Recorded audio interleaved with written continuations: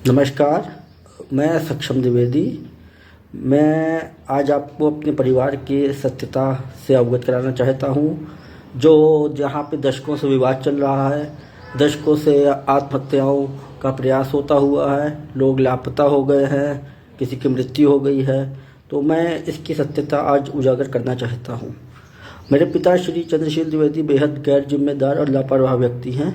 उन्होंने 2 विवाह कर रखा है। एक प्रथम उनका प्रेम विवाह मेरी माता श्रीमती रेखा सरस्वत से, जो कल्याणी देवी प्रयागराज की निवासिनी हैं।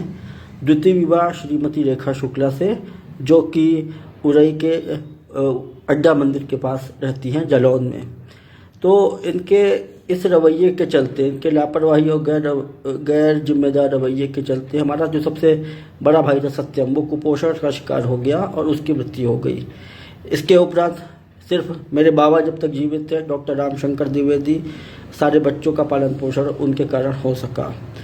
वर्तमान मेरे बाबा की मृत्यु के बाद से स्थितियाँ और बिगड़ती चली गई और मेरे पिताजी ने सारी जिम्मेदारियां त्याग कर सिर्फ अपनी विलासिता के जीवन जीना व्यतीत कर दिया।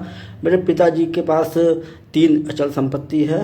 प्रथम 20 नया कटरा दिलकुशा प्रयागराज, जो मेरा जन्म स्थान है, जहाँ से उन्होंने मुझे निकाल दिया है। द्वितीय तुलसी नगर उरई जिला जालौन में। तृतीय नौकुचिया ताल जिला नैनीताल में। इस तरह के 3 इनके पास अचल संपत्ति है। हमारा कुरहना आलमगीर गांव है, वहाँ मेरा पैतृक खेत है। उसका भी ये सारा अनाज और सारा आय ये खुद रख लेते हैं, किसी भी बच्चे को नहीं देते हैं और इनके किसी भी पुत्र के पास किसी भी प्रकार की अचल संपत्ति नहीं है। मेरे बड़े भाई शिवम द्विवेदी जो अधिवक्ता हैं, वो घर में इन्होंने ऐसा भयमुक्त और विषाक्त वातावरण बना रखा है, जिसका सीबीआई में उल्लेख भी है।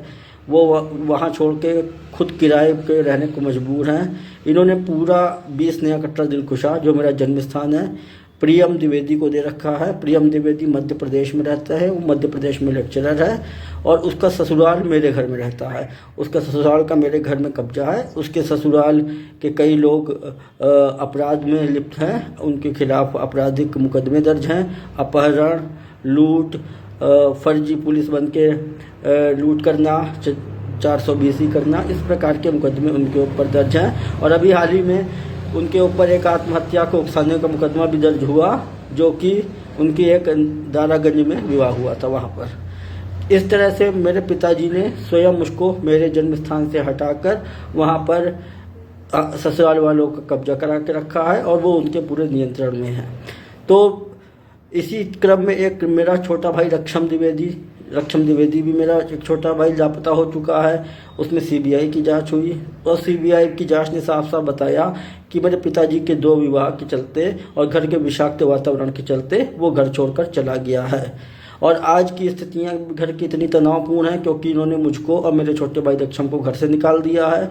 शिवम भाई घर से इलाहाबाद में रहकर भी, प्रयागराज में रहकर भी किराए पर रहने को मजबूर हैं।